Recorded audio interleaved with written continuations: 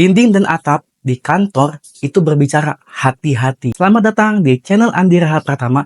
Di sini aku bahas tentang self development, bisnis online, dan juga agar kita bisa dekat dengan keluarga di rumah. Ya. Di video kali ini aku akan membahas ya di kantor itu hati-hati ya, jangan asal ceritain ya, karena dinding dan atap di kantor itu berbicara. Maksudnya apa? Yuk kita bahas. Nah, aku punya pengalaman ya. Ya, selama kerja di kantor ya, itu bahaya banget ya. Jangan sampai kamu ceritain ya tujuan kamu, masa depan kamu ya, target ke depanmu gimana ya. Karena kita nggak tahu orang yang kita ajak bicara itu lawan apa kawan. Jangan ya. Mendingan yang namanya teman di kantor aja udah sebatas teman di kantor. Jangan dijadiin teman curhat ataupun teman apapun, bahaya ya. Nah, terus aku harus gimana? Ya, cukup ini aja udah kita berinteraksi ngomongin urusan kantor, udah jangan bawa-bawa urusan pribadi ya ke dalam obrolan teman kantor ya. Bahaya banget ya. Apalagi kalau udah ngomongin bos, ngomongin apalah, ngomongin apa, jangan ya. Udah nggak usah ikut-ikutan, jadi pendengar aja ya. Karena aku pengalaman ya, aku ceritain tuh tujuan aku punya bisnis A B C D ya.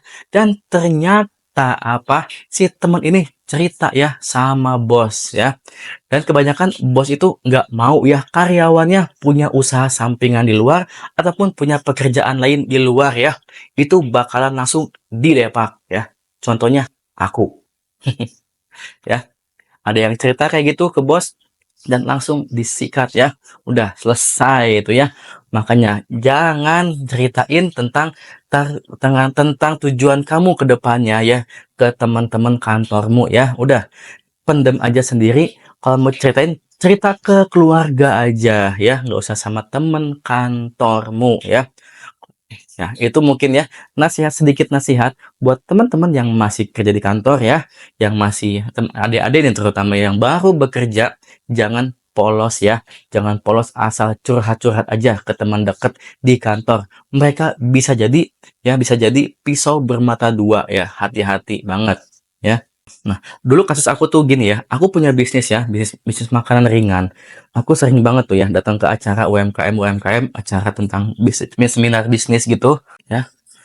Dan ternyata ada orang yang ngomong di belakang ya, aku nggak pernah inilah, nggak pernah itulah, nggak ikutan ini gitu ya.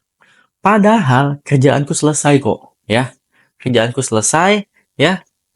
Aku ikutan acara gitu di hari libur ya, karena kebanyakan target market di acara kayak gitu, itu para pekerja yang pengen punya bisnis, ya. Makanya acara itu di Sabtu dan Minggu, ya.